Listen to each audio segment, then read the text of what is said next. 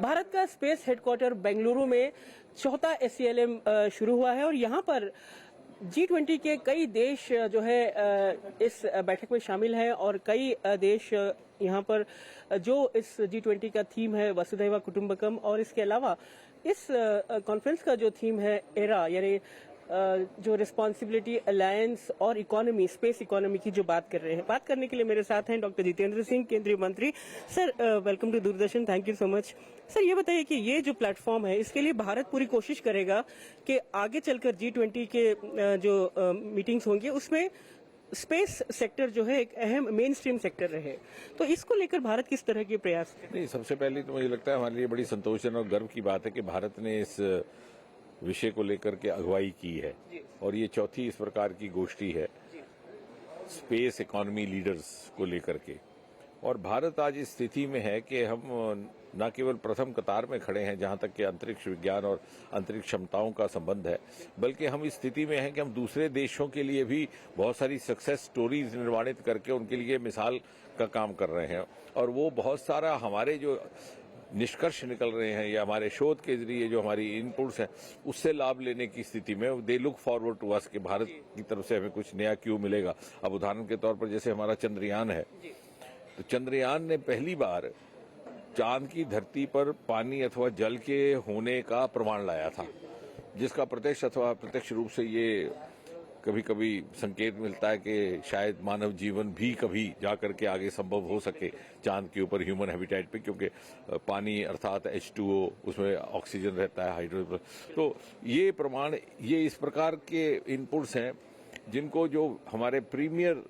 अंतरिक्ष की संस्थाएं हैं जैसे नासा है अमेरिका की, जिन्होंने अपना अंतरिक्ष का सफर हमसे कई बरस पहले शुरू किया था, वो भी हमारे इनपुट्स हासिल करके उपलब्ध करवा रहे हैं। और साथ ही साथ अंतरिक्ष विज्ञान को किस प्रकार सेक्टोरल डेवलपमेंट के कामों में इस्तेमाल किया जाए, इसकी राह प्रधानमंत्री मोदी जी ने दिखाई।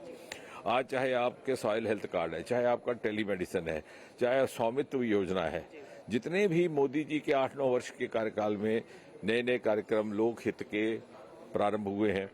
वो टेक्नोलॉजी ड्रिवन है और साइंस टेक्नोलॉजी का उसमें बहुत बड़ी भूमिका रहती है। इसके अतिरिक्त स्मार्ट सिटीज, रेलवे लाइनों का बिछाना, सड़कों का निर्माण और साथ ही साथ आज अंतरिक्ष विज्ञान हमारे लिए अर्थव्यवस्था का भी एक साधन बन गया है। जो सरलता आई है मानव के जीवन में, सरलता आई है हमारे निर्माण कार्यों, विकास कार्यों में, उससे कॉस्ट इफेक्टिवनेस भी है और अर्थव्यवस्था को भी बल मिलता है। पॉलिसी डायरेक्शन जब से एक नई दिशा दी गई है उसके बाद स्टार्टअप्स स्पेस के क्षेत्र में एक नया इकोसिस्टम बनाने के लिए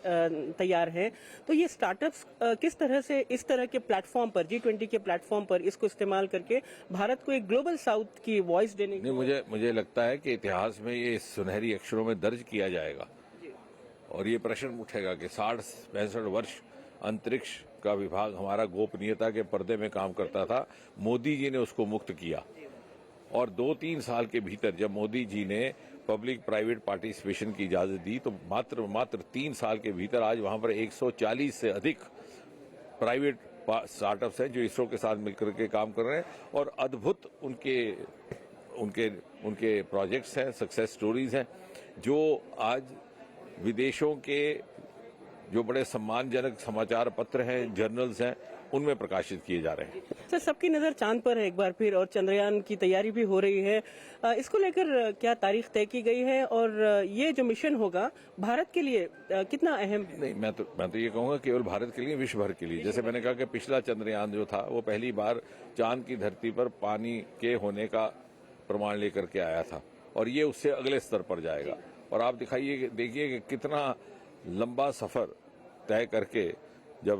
कि विक्रम साराभाई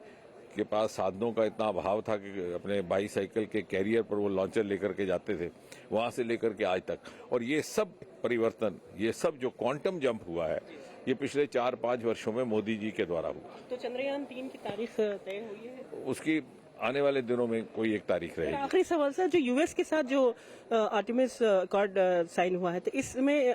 इसको लेकर किस तरह की साझेदारी होगी, कोलैबोरेशन और पार्टनरशिप को बढ़ावा? ये दोनों जो यूएस के साथ समझौते हुए, एक आर्टेमिस और इंटरनेशनल स्पेस स्टेशन,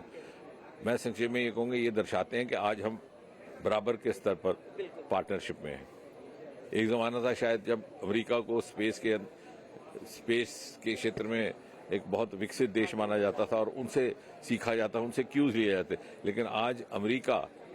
इस बात की अपेक्षा रखता है कि उनका जो इंटरनेशनल स्पेस स्टेशन है उसमें भारतीय एक एस्ट्रोनॉट भी जाए। यानी इस प्रकार की हमारी क्षमता की मान्यता हो पाई है और ये इसका भी श्रेय मोदी जी को ही जाता है। Thank you very much for talking to us. ये थे डॉक्टर जितेंद्र सिंह जो बता रहे थे कि कैसे भारत विश्व में एक लीडरशिप के साथ आगे बढ़ रहा है और भारत में जो स्पेस पॉलिसी को लेकर जो बदलाव आया है और प्रधानमंत्री नरेंद्र मोदी के विजन और स्पेस पॉलिसी को जो दिशा दी गई है उसके बाद भारत एक नया इकोसिस्टम भारत में ही नहीं बल्कि पूरे विश्व में स्पेस के क्षेत्र में खड़ा कर रहा है। कैमरामैन चंद्र कुमार के साथ आयशा खानम, टीडी न्यूज, बैंगलोर।